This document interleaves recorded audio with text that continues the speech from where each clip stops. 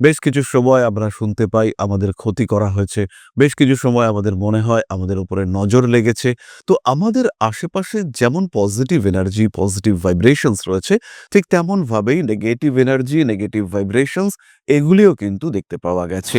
এবং এই বিষয়ে আমরা জেনেছি ওভারল্যাপিং তত্ত্বের মাধ্যমে যে অন্যদের প্রভাব তার উপরে পড়েছে, পরিবেশের প্রভাব তার উপরে পড়েছে, মান্ডেন এফেক্ট পড়তে পারে। যেমন একটি বিরাট বাস দুর্ঘটনা ঘটল। প্রত্যেকের তো সেই সময় মৃত্যুযোগ ছিল না, কিন্তু তারা মারা গেলেন। এই সময় দেখতে পাওয়া যায় যে বহু মানুষ তাদের সঠিক মৃত্যুকালীন সময় অর্থাৎ পুনরায় দেহ ধারণের সময়ের আগে তাদের মৃত্যু ঘটল, কিন্তু তখনও তার নতুন দেহ ধারণের সময় আসেনি।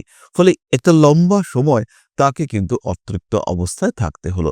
সেই আত্মা তখন কিন্তু মুক্ত অবস্থায় থাকবে। এবং এই সমস্ত আত্মাদের একটি বড় অংশ তারা নেগেটিভ ইম্প্যাক্ট ক্রিয়েট করে আমাদের জীবনে। এই যে আগের পজিটিভ অ্যাটাচমেন্ট, কিন্তু বর্তমানে নেগেটিভিটি, এরা আস্তে আস্তে আপনার উপরে একটা নেগেটিভ ইম্প্যাক্ট ক্রিয়েট করতে থাকবে। ক্রমাগত এই নেগেটিভ নজর নজর আপনাকে একটা অশুভ শক্তির বেড়াজালের মধ্যে ধীরে ধীরে আবদ্ধ করবে। জড়িয়ে পড়বেন আপনি, জটিল পরিস্থিতির মধ্যে আপনাকে আবদ্ধ হতে বাধ্য করবে।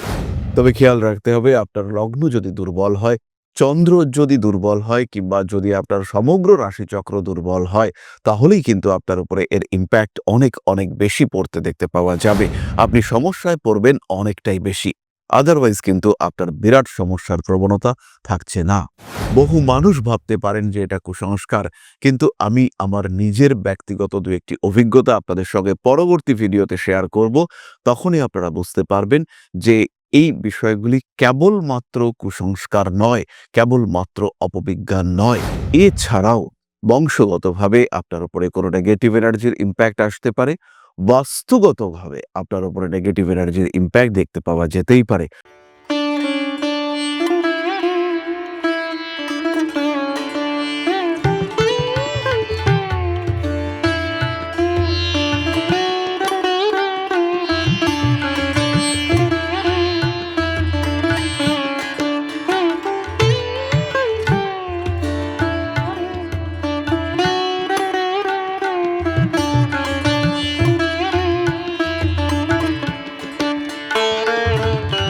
নমস্কার, ঋষিবাণী ইনস্টিটিউট অফ ভেদিক অ্যাস্ট্রোলজির পক্ষ থেকে স্বাগত জানাই আজকের জ্যোতিষ আলোচনায়। আমি শান্তনু আপনাদের সঙ্গে।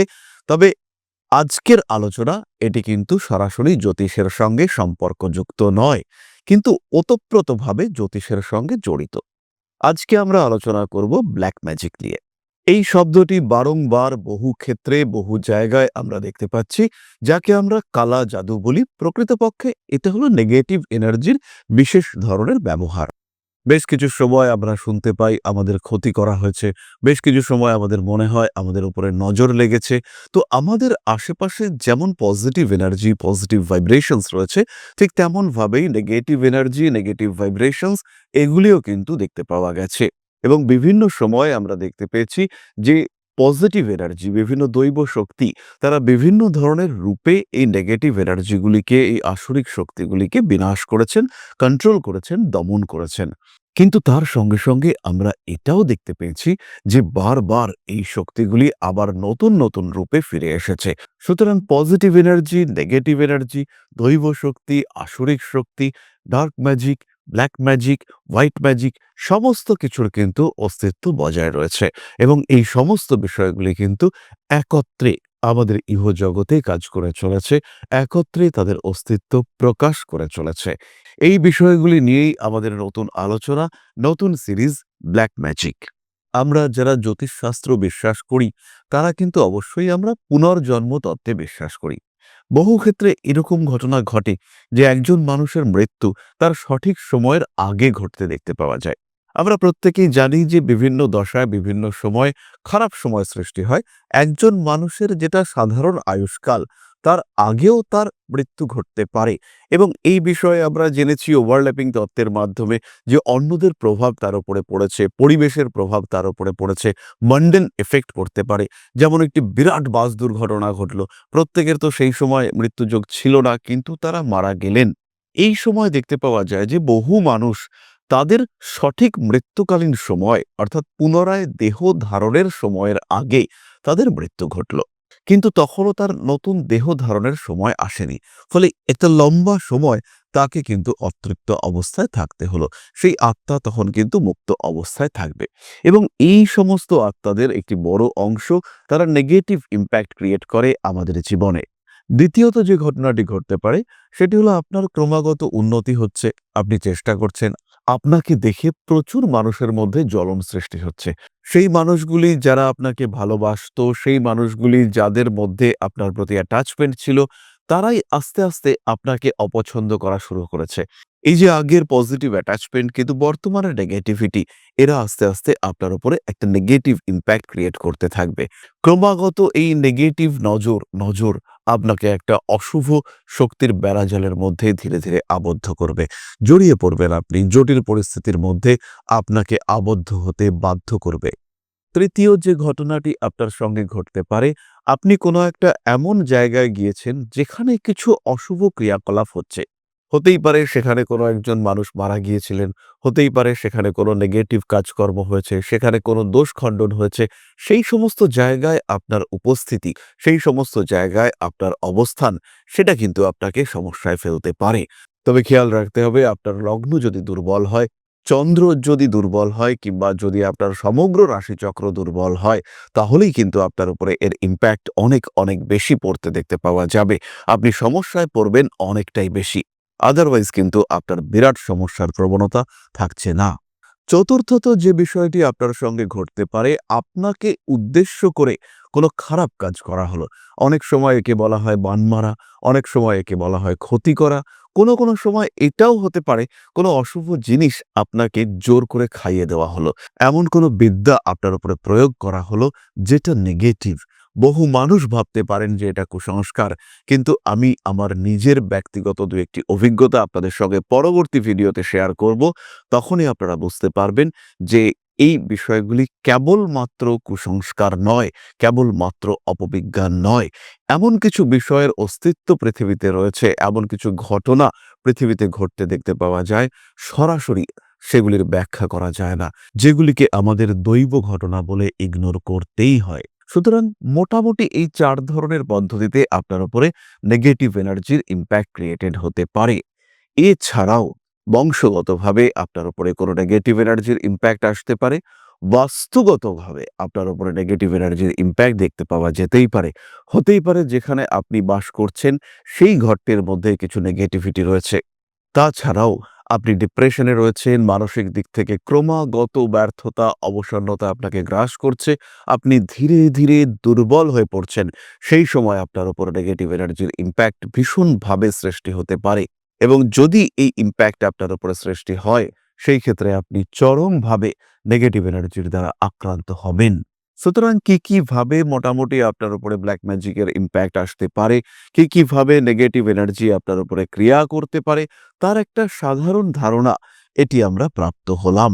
এই সিরিজেই এর পরবর্তী ভিডিওতে আমরা জানব বিভিন্ন মানুষের অভিজ্ঞতার কথা, বিভিন্ন ঘটনার কথা। তার সঙ্গে, সঙ্গে আমরা জানব কিভাবে আপনারা বুঝতে পারবেন আপনাদের উপরে নেগেটিভ এনার্জির কাজ করছে, আপনাদের ক্ষতি করা হয়েছে, কিভাবে আপনারা উপলব্ধি করতে পারবেন যে আপনারা সমস্যার মধ্যে রয়েছেন, কি হতে পারে এই নেগেটিভ এনার্জিগুলির সাধারণ প্রতিকার, সাধারণ লৌকিক প্রতিকার, সাধারণ টোটকা, রেমেডি কিসের মাধ্যমে আপনি এগুলি থেকে মুক্ত হতে পারবেন, এই সম্পর্কে আমরা জানব এবং তার সঙ্গে, সঙ্গে আমরা এটাও জানব যে কিভাবে আপনারা কেবলমাত্র নিজেকে নয়, অন্যদেরকেও, আশেপাশের মানুষদেরকেও এই নেগেটিভ এনার্জি থেকে মুক্ত রাখতে পারবেন, কিভাবে নিজের পজিটিভ এনার্জি, ঊর্জা এটিকে আরও বাড়িয়ে তুলতে পারবেন। এই সম্পর্কে আমরা বিস্তারিত জানব এই সিরিজের ভিডিওগুলিতে। এরপরে আমরা চলে আসব আলোচনার পরবর্তী পর্যায়ে। তবে তার আগে ছোট্ট একটা মানবিক আবেদন আপনাদের কাছে, ছোট্ট একটা অনুরোধ আপনাদের কাছে। পরম ব্রহ্ম মিলন মঠ ও সেবাশ্রম অধ্যাত্ম, সেবা এবং প্রকৃতি পূজনে সম্পূর্ণ নিয়োজিত একটি সংস্থা। সম্পূর্ণ স্বেচ্ছাসেবী এবং সমাজ কল্যাণমূলক এই সংস্থা আমরা এগিয়ে চলেছি মানুষের পাশে দাঁড়ানোর লক্ষ্যে। এই প্রসঙ্গে দীর্ঘদিন ধরেই আমরা বিভিন্ন এলাকায় বেশ কিছু কাজ করে আসছি। আপনাদের সহযোগিতা, আপনাদের পাশে দাঁড়ানো, আপনাদের হাতে হাত মিলিয়ে এগিয়ে নিয়ে আসার চেষ্টা, আপনাদের সহযোগিতা, আপনাদের পাশে দাঁড়ানোর প্রয়াস, এই সমস্ত কিছুই আমাদেরকে এগিয়ে নিয়ে চলেছে। আমাদের পাথেয় হয়ে উঠেছে আপনাদের ভালোবাসা। বিগত বেশ কিছুদিন ধরেই আমরা বিভিন্ন অনগ্রসর এলাকায় কাজ করে চলেছি। কখনো আমরা শিশুদের মধ্যে শিক্ষা উপকরণ বিতরণ করেছি, কখনো আমরা পুজোর পোশাক বিতরণ করেছি, কখনো তাদের খাদ্যের ব্যবস্থা করেছি। আমরা কন্টিনিউয়াসলি তাদের পড়াশুনোর জন্য 2টি ফ্রি কোচিং সেন্টার শুরু করেছি। তাদের মধ্যে ক্রিয়েটিভ অ্যাক্টিভিটিগুলিকে জাগ্রত করবার জন্য সম্পূর্ণ বিনামূল্য একটি নৃত্য শিক্ষা প্রশিক্ষণের ব্যবস্থা সেটা আমরা করতে সক্ষম হয়েছি। এবং এই প্রত্যেকটি পদক্ষেপেই আমরা পেয়েছি আপনাদের সঙ্গ, আমরা পেয়েছি আপনাদের সহযোগিতা, আমরা পেয়েছি আপনাদের ভালোবাসা। আমরা শীতকালে কম্বল বিতরণ করেছি, আমরা মায়েদের মধ্যে খাদ্য উপকরণ, পুষ্টি উপকরণ বিতরণ করেছি, আমরা বিতরণ করেছি ডেঙ্গুর সময় প্রচুর মশারি। এই প্রত্যেকটি কাজেই আপনারা ছিলেন আমাদের পাশে। বর্তমানে মানুষের ভালোবাসায় আমরা ধীরে ধীরে আরেকটু বড় হয়ে উঠছি। এই অবস্থায় বর্তমান পরিস্থিতিতে এই কাজগুলিকে আরো এগিয়ে নিয়ে যাওয়ার জন্য, সুষ্ঠুভাবে করবার জন্য প্রয়োজন একটি পরিকাঠামো। তাই আমরা চিন্তা ভাবনা করছি একটি আশ্রম ফরমেশনের, এবং এর জন্য প্রয়োজন জমি, এর জন্য প্রয়োজন পরিকাঠামো। তাই যারা আমাদের সাবস্ক্রাইবার রয়েছেন, যারা আমাদের ভিউয়ার রয়েছেন, যারা আমাদের ফলোয়ার রয়েছেন, যারা আমাদেরকে ভালোবাসেন, যারা আমাদের পাশে থাকেন, প্রত্যেকটি সহানুভূতিশীল মানুষের কাছে আমাদের অনুরোধ, সাধ্যমতো সামান্য পরিমাণে আপনারা এগিয়ে আসুন। বিন্দু বিন্দুতে সম্পূর্ণ হবে সিন্ধুর গঠন, তৈরি হবে পরম ব্রহ্মমিলন মঠ ও সেবাশ্রমের পরিকাঠামো। তাই যারা বিভিন্ন সময় বিভিন্ন অবস্থায় মানুষের পাশে গিয়ে দাঁড়ান, যারা প্রকৃতিকে ভালোবাসেন, যারা জীবনকে এগিয়ে নিয়ে যাওয়ার পথে অন্যকে সাহায্য করতে পছন্দ করেন, সেরকম প্রত্যেকটি মানুষের কাছে আমাদের সাধারণ অনুরোধ, আমাদের এই মহৎ উদ্দেশ্যকে সফল করে তুলবার জন্য যতটুকু সম্ভব, যতটুকু সাধ্য অবশ্যই এগিয়ে আসুন, বাড়িয়ে দিন সামান্য সহযোগিতার হাত। অধ্যাত্ম, সেবা এবং প্রকৃতি পূজনের এই মহান কর্মে, মহান ব্রতে ব্রতী হয়েছি আমরা। আমাদের সঙ্গে হাতে হাত মিলিয়ে আপনারাও যতটুকু সম্ভব এগিয়ে আসুন। সবার প্রচেষ্টায় এই বিরাট কর্মযজ্ঞ সাফল্যমণ্ডিত হবে। সবাইকে জানাই অগ্রিম ধন্যবাদ। আমরা জানি আপনাদের সহযোগিতা আমরা পাবো। বেশ কিছুদিন ধরেই বহু মানুষ আমাদেরকে সাহায্য করে চলেছেন, কারণ আমাদের ইন্ডিভিজুয়াল সামর্থ্য অতি ক্ষুদ্র, তার মাধ্যমে এই মহৎ কার্যগুলিকে সম্পূর্ণ করা সম্ভব নয়। তাই প্রত্যেকের ছোট্ট ছোট্ট সহযোগিতার হাত আমাদেরকে এগিয়ে নিয়ে চলেছে। আমরা এগিয়ে চলেছি সাফল্যের লক্ষ্যে। আপনাদের ভালোবাসা এভাবেই আমাদের পাশে থাক, আমরা সফল হবই। ইতিমধ্যেই বহু মানুষ আমাদেরকে সাহায্য পাঠিয়েছেন, সাহায্যের হাত বাড়িয়ে দিয়েছেন। শুধুমাত্র অর্থ সাহায্য নয়, বহু মানুষ খাদ্য, শীতের পোশাক ইত্যাদিও আমাদের হাতে তুলে দিয়েছেন। আগামী বছর একদম শুরুতে আমরা এই দ্রব্যগুলি বিভিন্ন মানুষের কাছে পৌঁছে দেব, তাদের কাছে যাদের সত্যিই এর দরকার রয়েছে, এবং তাদেরকে নিয়ে আমরা নতুন বছর পালন করব, তাদের সঙ্গে, তাদের সাথে। আপনিও বাড়িয়ে দিন আপনার সাহায্যের হাত। চলে আসছি আলোচনার পরবর্তী পর্যায়ে, প্রশ্ন উত্তর। প্রশ্ন করেছে নীলাঞ্জনা পালিত। জন্ম 13/8/1999, সকাল 10টা 35। স্থান বাঁকুড়া জেলার পাত্রসায়র। আমি কি সরকারি চাকরি পাবো, দয়া করে বলুন। নীলাঞ্জনা, তোমার কুণ্ডলিতে তুলা লগ্ন এবং সিংহ রাশি। রবি তোমার দশম ভাবে, রাহু এবং বুধ যুক্ত হয়ে অবস্থিত। সরকারি চাকরি পাওয়ার 100% পসিবিলিটি তোমার কুণ্ডলিতে রয়েছে। প্রচুর পরিশ্রম করো, জেদি মানুষ তুমি, একাগ্রতা রয়েছে, দৃঢ়চেতা মানুষ তুমি। মাঙ্গলিক প্রভাব দেখতে পাওয়া যায়। বিয়ের আগে একটু ভাবনা চিন্তা করতে হবে। তাছাড়া তোমার কনফিডেন্স লেভেলও কিন্তু অনেকটাই বেশি। চতুর্থে কেতুর কারণে কিছু কনসেন্ট্রেশন লেভেলে অভাব ঘটতে পারে, বাট ওয়ারিড হওয়ার কিছু নেই। তুমি নিশ্চিন্তে থাকো, জীবনে উন্নতি তোমার আসবেই। তাহলে আজকের আলোচনা আমরা আর দীর্ঘায়িত করব না। সবাই সুস্থ থাকুন, ভালো থাকুন। মা শ্রী শ্রী আদিশক্তির আশীর্বাদে আপনাদের জীবন আরো আরো আরো সমৃদ্ধ হয়ে উঠুক। জয় মা আদিশক্তি। নমস্কার।